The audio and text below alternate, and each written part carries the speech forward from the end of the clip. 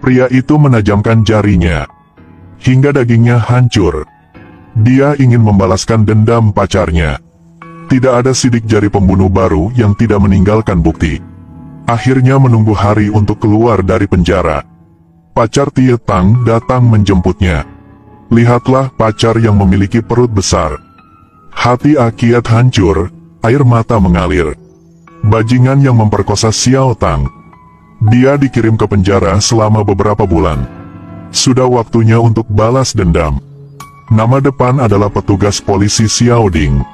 Saat dia pulang, Akiat tiba-tiba muncul di belakang. Belah pecahan kaca langsung ke leher. Setelah jatuh ke tanah, kaki Tie Din terus meronta-ronta. Mata Akiat penuh keganasan, meremas lawan tanpa ampun. Sampai dia benar-benar berhenti bernapas. Kemudian polisi mengikuti petunjuk yang didapat. Mengambil kantong plastik dari air. Air berlumpur terus bocor dari sana. Suasana dipenuhi dengan bau menjijikkan. Polisi menggunakan pisau bungkus plastik. Adegan di depan mata semua orang berubah menjadi batu. Di dalam kantong plastik itu ada bayi yang sudah mati. Kartu polisi Xiao Ding juga ditemukan. Tidak percaya hal yang lebih menakutkan masih ada di belakang. Petugas polisi Hao Ge membawa orang ke rumah Tie Ding. Segera setelah membuka pintu, bau darah menyeruak ke hidung. Mereka berjalan melewati genangan darah. Dengan hati-hati maju selangkah demi selangkah. Kemudian melihat pemandangan mengerikan yang tidak ada yang berani melihatnya. Istri Tie Din dipukuli oleh si pembunuh, meninggal tanpa menutup matanya di ruang tamu. Bayi di perutnya hilang. Dapat dipastikan bahwa bayi yang baru lahir dalam bungkus plastik tersebut adalah bayinya. Balas dendam terus berlanjut. Di tempat kejadian, polisi menerima telepon dari Kui Tua. Tetapi orang di ujung sana diam selama panggilan. Hao Ge menyadari ada sesuatu yang salah. Tunggu sampai polisi tiba di rumah Kui Tua. Melihat istrinya tergeletak di tanah, perutnya disayat. Bayi yang akan lahir dibawa pergi oleh si pembunuh. Kui Tua itu berbaring di bak mandi. Terbakar sampai mati oleh air mendidih. Dua pembunuhan mengerikan menyebabkan kebingungan. Polisi memulai penyelidikan penangkapan besar-besaran. Karena polisi yang terbunuh semuanya melecehkan Xiao Tang. Akiat adalah pacarnya. Tentu menjadi tersangka terbesar. Saat itu, polisi menghentikan bus tersebut. Untungnya, dia belum pernah bertemu Akiat.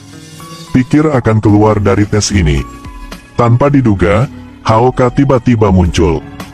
Dia meminta untuk memeriksa lagi. Melihat situasi yang tidak stabil, Akiat diam-diam keluar dari mobil untuk melarikan diri secara diam-diam. Momen penting, Hao Ge melihatnya. Lalu segera kejar. Akhirnya, Akiat ditangkap.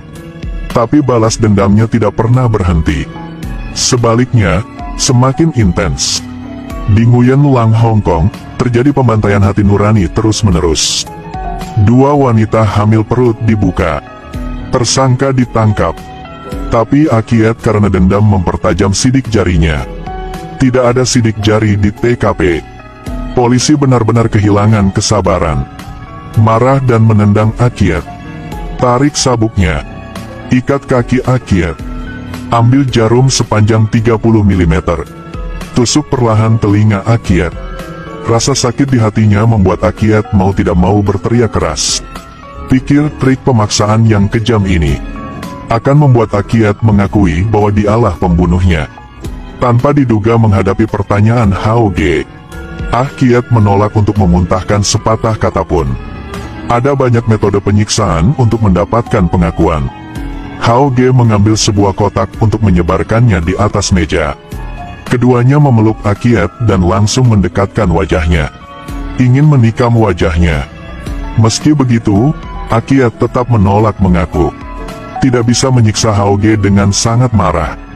Mencabut pistol untuk mengancam Akiat. Jika Anda tidak mengaku, saya akan menembak tengkorak Anda. Tapi begitu api pembalasan dinyalakan, tidak bisa menghentikan api. Di sini, Tie Tang memegangi perutnya yang sedang hamil. Melihat berita Akiat ditangkap di TV, Dia memutuskan untuk mengambil risiko untuk membantu pacarnya menyingkirkan kecurigaan. Membakar foto mereka berdua bersama. Panggil polisi untuk melaporkan kasus ini. Kemudian ambil pisaunya dan pergi ke kamar mandi. Lakukan operasi perut pada diri Anda sendiri. Keluarkan bayi dari rahim. Setelah menyamarkan tempat kejadian, dia membuang pisaunya ke saluran pembuangan. Untungnya, polisi tiba tepat waktu. Setelah para dokter berusaha menyelamatkannya, dia selamat. Mengetahui pelaku masih melakukan kejahatan, atasan datang ke ruang interogasi dan menasihati HOG. Di bawah perintahnya, HOG meski tidak sukarela, tapi hanya bisa patuh mengikuti.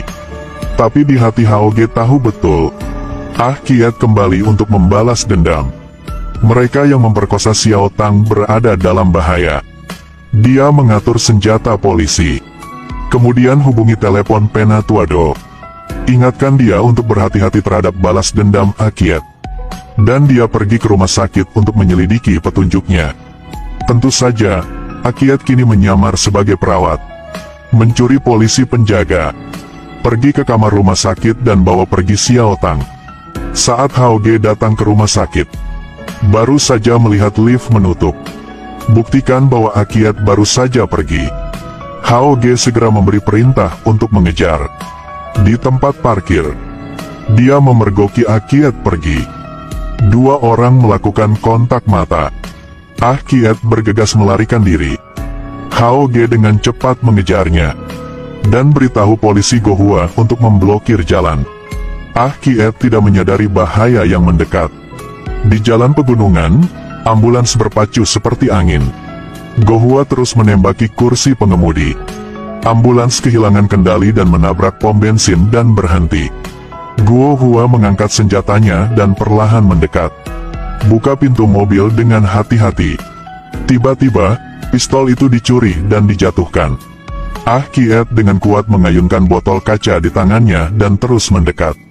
Tertangkap oleh Gohua lagi dan kepalanya terbentur pom bensin. Gohua memiliki keunggulan yang kuat. Cabut pipa pompa bahan bakar dan lilitkan di leher Kiat. Ingin mencekiknya. Momen kunci Kiat mendapat saklar pompa bahan bakar. Bensin disemprotkan.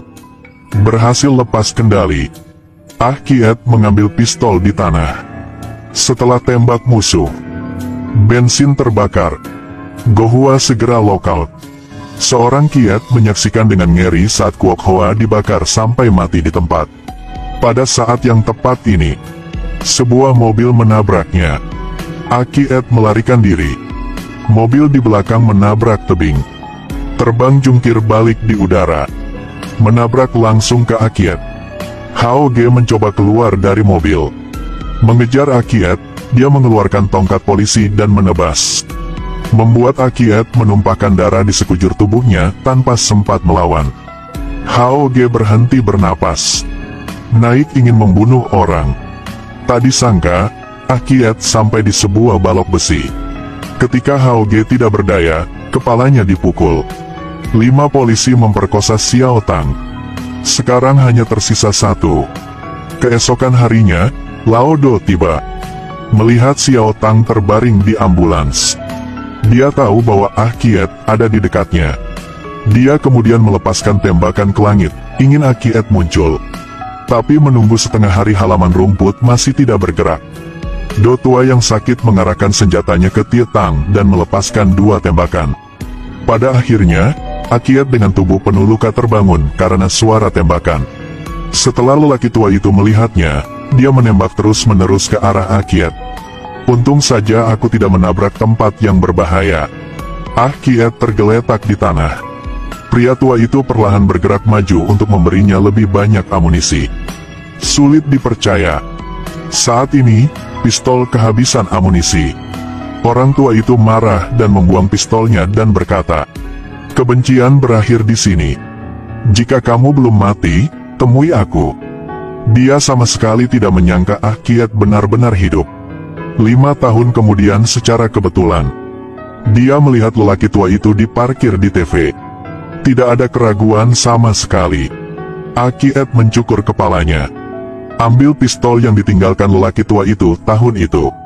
Memasuki perjalanan balas dendam